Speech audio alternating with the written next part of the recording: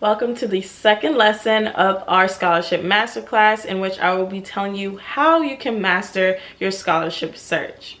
Now, with grant scholarships that are awarded on a national basis, such as the $20,000 Coca-Cola Scholarship, or the $28,000 Jackie Robinson Foundation Scholarship, or even the $10,000 Simon Youth Foundation Scholarship that I have won, these are all lucrative, but it is important to not underestimate the power of smaller and local scholarships as well. Oftentimes, students overlook smaller scholarships because they seem insignificant, because they're only offering $5,000, or they may only offer even $500. But it's important to remember that if you have this mindset, so many other students also have this mindset, so they're not going to be as competitive. The Coca-Cola Scholarship has less than a 1% acceptance rate. I believe the year that I applied, over 250,000 students applied.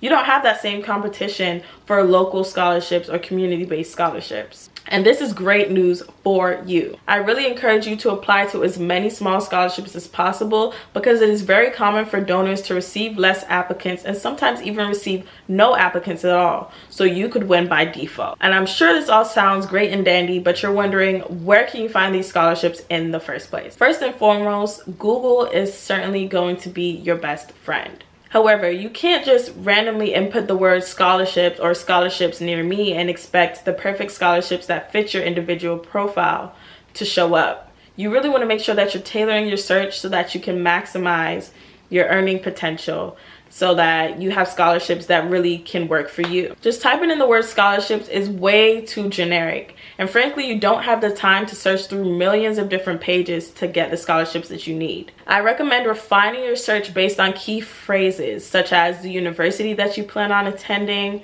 your specific town, your specific county, state, your intended career path, your interests, such as if you like a certain genre of music, type in scholarships for country music or scholarships for hockey players. And also type in scholarships that are more specific to your individual identity. Maybe type in scholarships for first generation immigrants or scholarships for LGBTQ plus students. You could even do this by typing in scholarships for students from a single parent household. You really want to make sure that you're finding scholarships that want to find you. One of the biggest mistakes that students make in their scholarship search is that they just apply far and wide. And this is a terrible approach to scholarships, because you're just going to burn out and get so unmotivated and discouraged because you're going to apply to over 100 scholarships and barely get any back. The key is to be very conservative with your energy and only apply for scholarships that you know you genuinely have a great chance to win.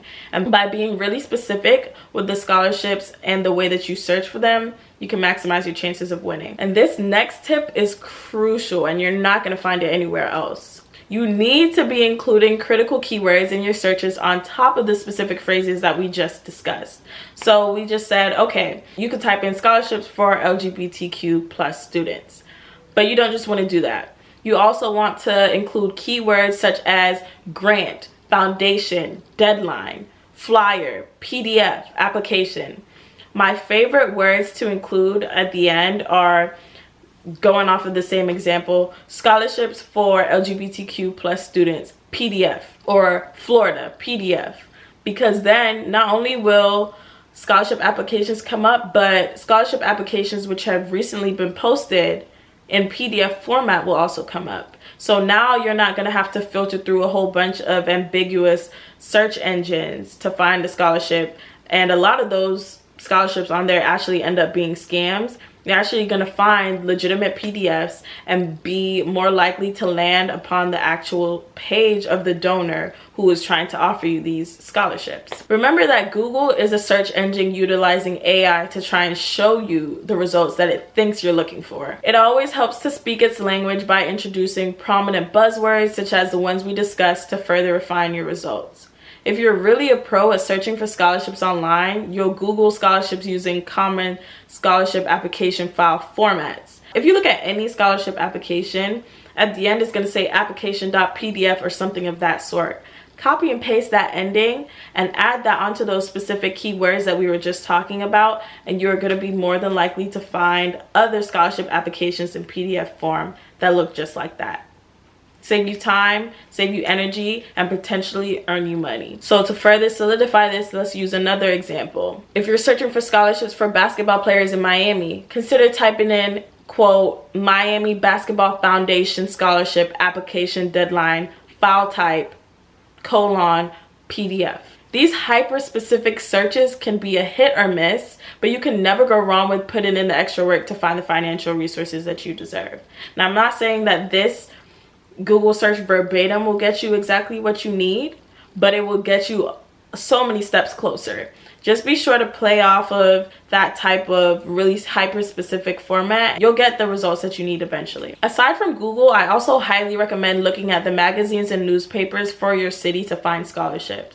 A lot of the times they'll publish them there, but students don't look it in those booklets, and you need to. One thing about these scholarship organizations, especially the local scholarships, which are more likely to give you the money in your pocket, they don't really know how to advertise the resources that they're giving. So they're posting on Facebook or they're posting in newspapers, but there is a gap between how Gen Z searches for information and how millennials often distribute it. These donors who are older than you are probably not as tech savvy. You want to think how they're thinking. So go on Facebook, because the older generations love Facebook. Look for scholarships on Facebook. Look for scholarships in newspapers and magazines. Word of mouth is also incredibly special too. So you really want to make sure that you're not just searching for things in the ways that Gen Z searches for things, but be cognizant of who is awarding these scholarships in the first place. And don't be afraid to search on LinkedIn as well. Go to your local businesses and organizations. Think about the products that you buy on a daily basis. Think about the foundations that are really active in your own community. If they are active, they're more than likely to really want to reinvest in students, and they probably have a scholarship available already. So just go and ask them. Closed mouths don't get fed. And you never know. If you go and ask them and they don't have a scholarship available, you could have put that idea into their head and now they may offer one, and they're always going to remember that you were the person who suggested this idea. This has actually worked for me 3 times. I've gotten a scholarship by being very proactive and asking the people in my community and the foundations in my community if they could help a high school student get to college. Furthermore, searching posts and hashtags on Instagram, TikTok, Facebook, and Twitter are also a great way to find out about scholarships.